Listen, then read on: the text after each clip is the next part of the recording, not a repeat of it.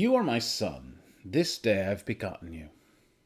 This line that Paul quotes in Acts in reference to Jesus and the resurrection comes from Psalm 2.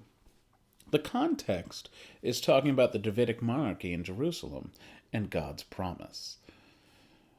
The imagery we see in the psalm is one of political dominance of Israel over other nations.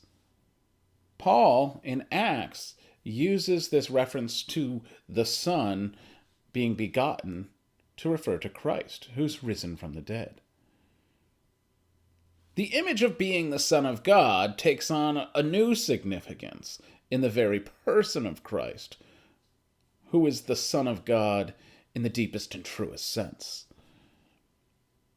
Now, when you look at the whole psalm, which is today's response, you at first might think that Paul is taking this line out of context to use it here for his own purposes.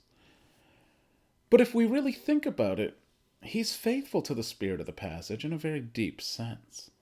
Psalm 2 is about God's promise and fidelity to his chosen one, to his chosen nation, and to those who are faithful to him.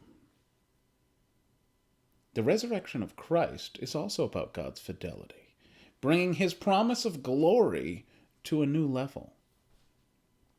And the resurrection ultimately extends that promise to us, so that, as the same Paul says throughout his writings, we too can become adopted sons and daughters in Christ.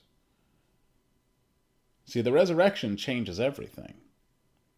Yet at the same time, God's fidelity always endures and is even magnified by the resurrection.